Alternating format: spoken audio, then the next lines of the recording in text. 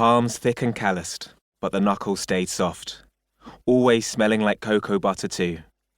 Itai remembered this about his old man. Once his dad had told him he knew the whole of London like the back of his hand. Wasn't possible, Itai thought. London was calm and organised in comparison. There was no way anyone could learn the labyrinth of wrinkled skin on his dad's hands, or pinpoint the exact spot where pink palm turned into brown wrist. He looked at his own hands now, not so different save a few pale scars of their own.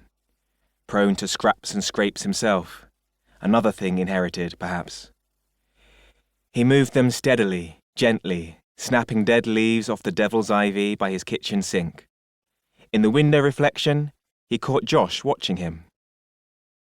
"You can't let it cling to the parts that are dead or dying," Itai told him.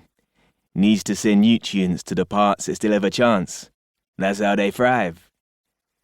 He chucked the brown foliage into the bin and turned to face the boy in his doorway, grinning.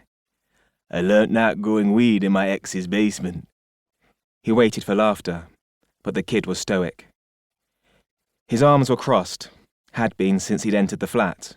Coat on, hood up still, though Itai had forced him to remove his trainers in the hall. Funny to Itai, the loose toe wiggling through a hole in the sock, hadn't gone unnoticed.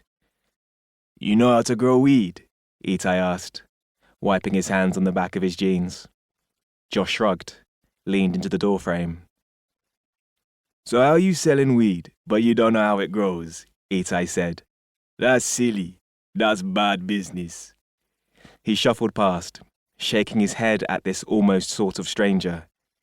They had known each other less than a month. "2 secs," he called as he entered the living room.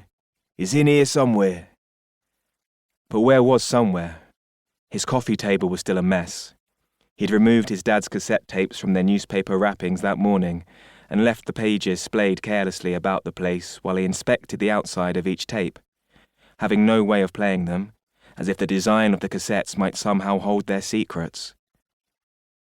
His old man had been something of an audio collector, had hundreds of tapes in total, recorded off the radio or scrounged from the depths of charity shop bins like gold-pan treasures.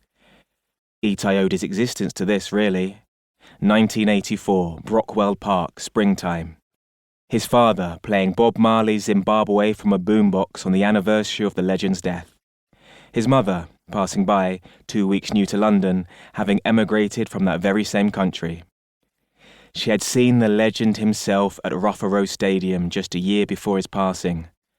Couldn't help but to share this fact with the stranger. Such an event seemed fated for sure. Not even 3 years later, Itai was born, and while his parents' love for each other faded not long after, the tape collection continued to grow with Itai.